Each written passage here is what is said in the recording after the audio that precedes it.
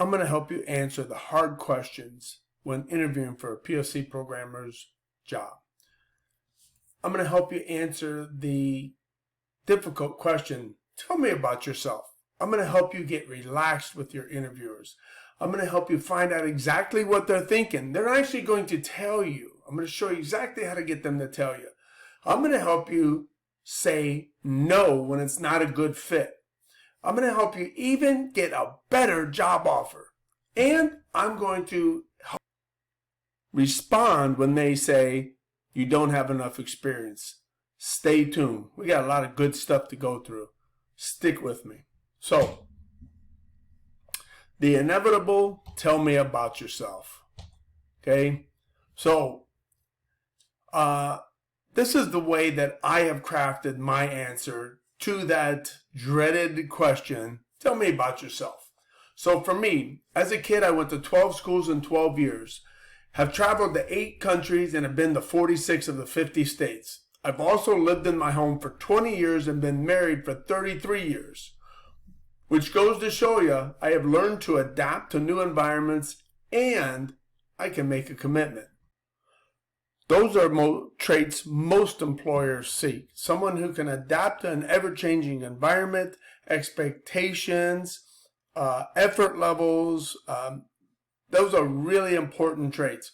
The ability to adapt and the ability to make a commitment. A company really wants somebody that they can invest in and that is going to be around long enough to get that return on investment. Now, obviously not all companies, but a lot of companies that are doing projects, they want to know that you can make a commitment to them. All right. So it's very important. Now, the way you want to craft your answer is to give the employer a couple of experiences that you've had and then tie them into an attribute.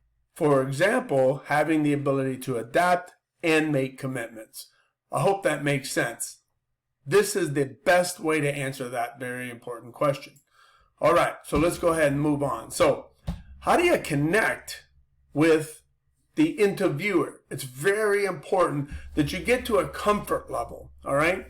Now, what you want to do is you're going to make an effort to spend time listening. And you don't have to memorize everything. You don't have to be in tune with every single word and syllable that they say, but you do have to look for a few key things.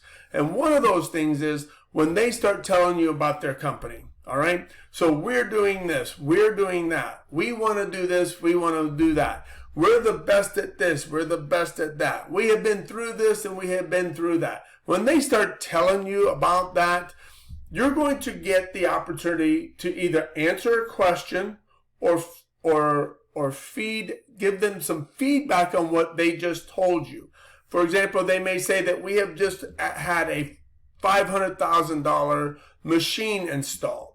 All right, so it's very important that when you're giving your feedback, in order to connect with them, you're going to use terms like it seems like, it feels like, and it looks like. You're looking to connect with them. So you're going to listen to what they say. They're going to mention the things that are going on in their environment, in their world, and you're going to connect with them by identifying, well, it seems like this is what you got going on, and that's great. I'm excited by that. It feels like you've got a lot of activity going on and that you could use a strong PLC programmer. It looks like you have a lot of opportunity coming your way in the upcoming year. I hope that makes sense. You're looking for an opportunity for them to respond to you by saying, that's right, those are the things that we are looking for, the things that we are experiencing, the things that we want. All right? If you can respond, so imagine a ping pong volley. The ball goes to you, back to me, back to you. All right? And that's the methodology here to connect. They're going to tell you what's going on, and they may pause and give you an opportunity to comment. And the comment shouldn't be, that sounds great, or that's great. You want to connect with them by demonstrating you understand their position, their condition, their experiences, things that they're going through. And the best way is to utilize phrases such as, it seems like you're going through this. It feels like you're going through that. It looks like your team is doing this. And the best way you know that you are connecting with them is to draw out of them the phrase, that's right. When they say, hey, that's right, you get us. You understand us. You understand what we're going through. That's right. That's exactly. But you have to describe back to them what they're telling you. And you don't want to repeat back to them verbatim, but you want to take the phrase, it seems like, it feels like, it looks like, you're doing this, that, and or the other. And then they're going to say, as a response to you, that's right. That's the best and easiest way to connect with them, is to identify with them so good that they say, wow, you do get us. You do understand. You are listening to what I'm saying to you. You want to look for this opportunity to connect with them on a person to person, that you're listening, you understand, you feel, you sense what they're going through and what they're telling you about the company. And that's the best way for me to explain to you to connect with your interviewer. All right. I hope that makes sense. It's really not very difficult. You just want to identify with what they're telling you and respond in a way that lets them know you understand, you appreciate. All right. You look forward to, you're excited. All right. So what do you do when you're stuck during the interview, right? This is typically, I'm going to give you an example when it comes to negotiation. All right.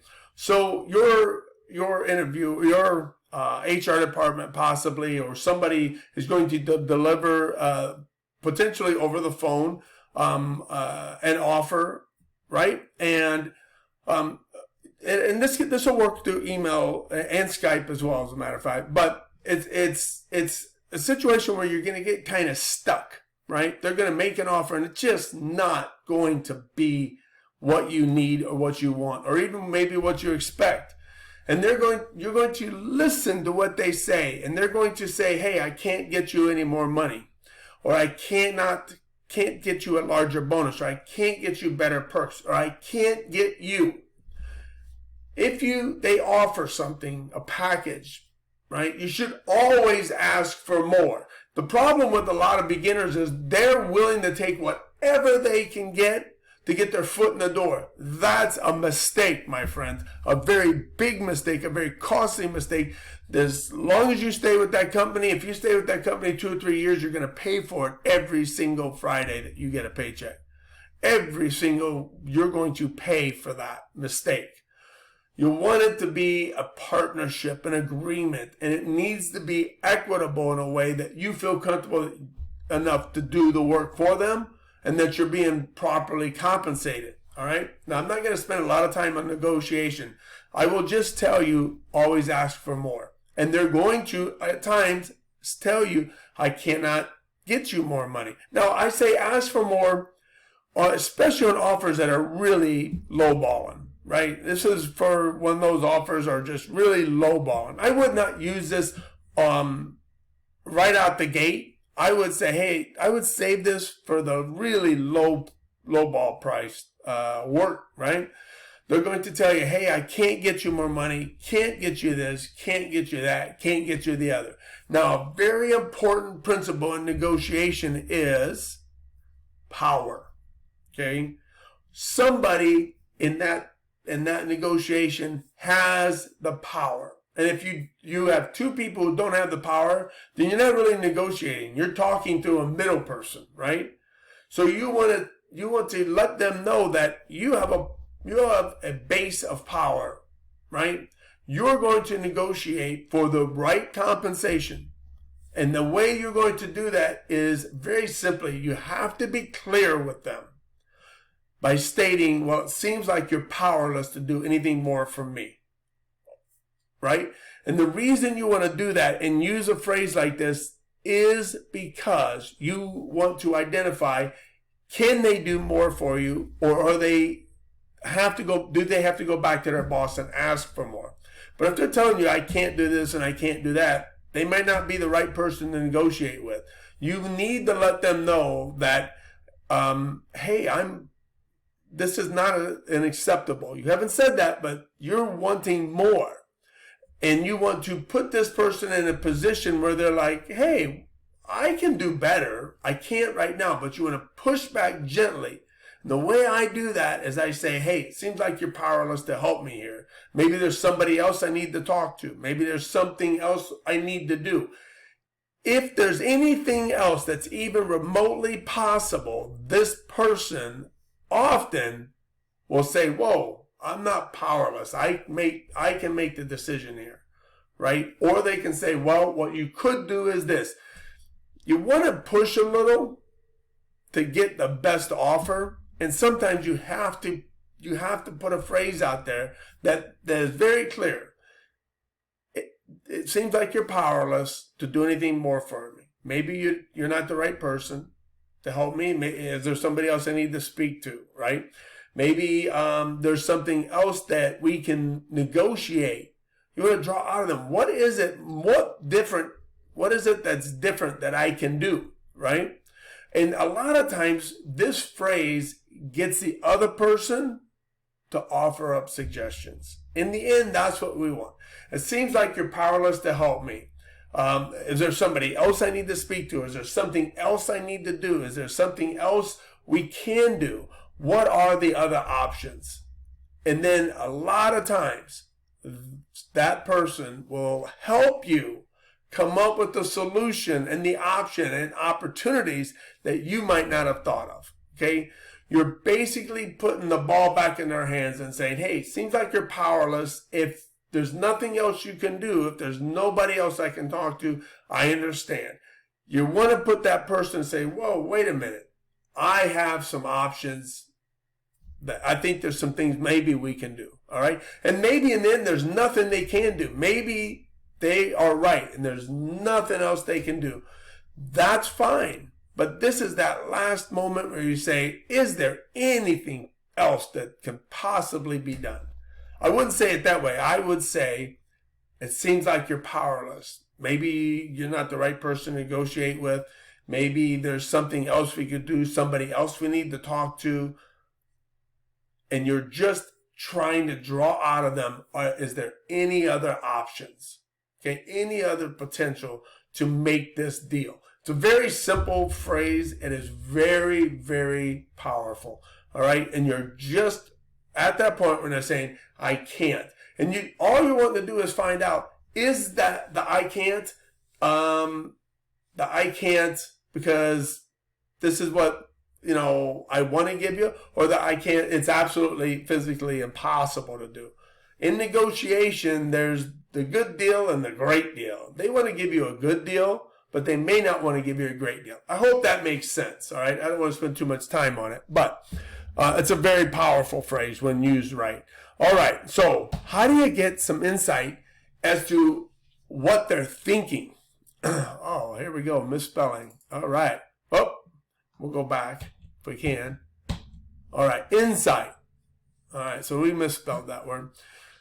Okay, so a lot of times we don't always know what they're thinking, and through an interview process.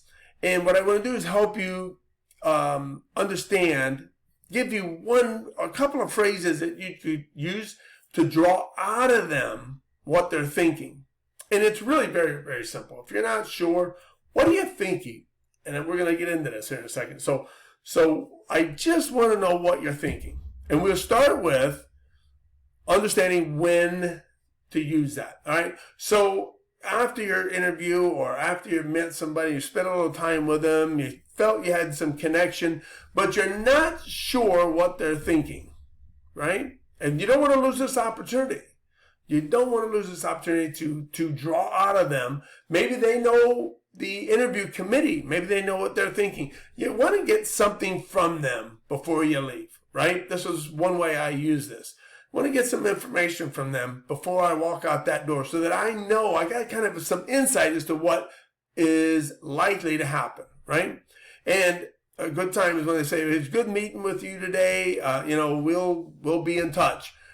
That's a moment that you can use one of these phrases, right? And you could basically just, a lot of times if you shake hands and it's great meeting you, we'll be in touch.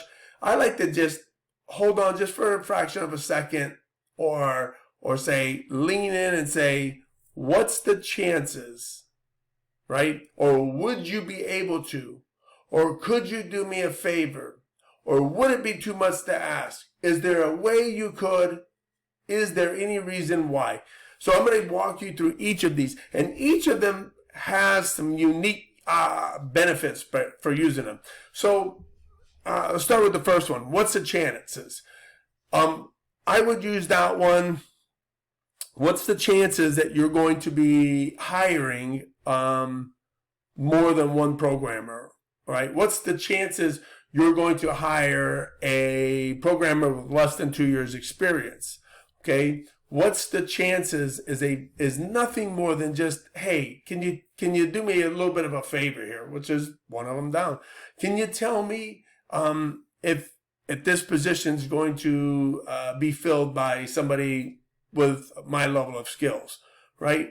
Could you do me a favor? Can you give me some insight as to what the committee is thinking? One that I use often is to say, is there any reason why I wouldn't be eligible for this position? You want to get some sort of feedback from them, and you won't do it if you don't ask. What I've given you is 6 different phrases that I've used, various versions of these. I've used them hundreds of times in different business settings and in job interviews to kind of pull some information from them to get some insight as to what they're thinking. Not just them, but they're the inside person. They know what the committee might be thinking, or the hiring manager or the engineering manager. And you want to draw that information. Now, maybe there's nothing they can tell you if it's the HR manager.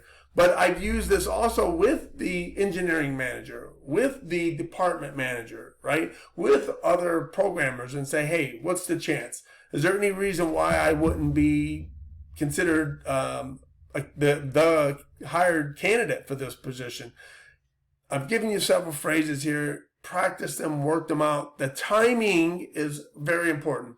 I usually wait as I'm leaving with somebody. If I'm separating from them, if we're just the two of us, I'll take that moment and ask them. But I'm not opposed to asking, as I've done with, is there any reason why? Not opposed to asking that in a committee, even with 4 or 5 people. So you just want to realize that if I want some insight, I got to ask what they're thinking. All right, and a lot of times they're going to tell you what you think, what they're thinking about you.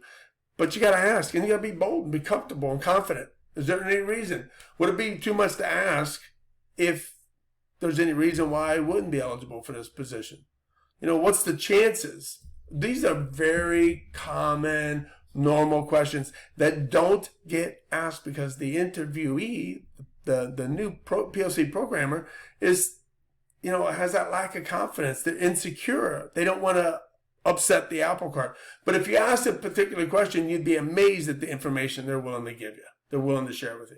They may not tell you everything, but they'll likely tell you something. And that's more than you had if you hadn't have asked. All right? So very important question. All right.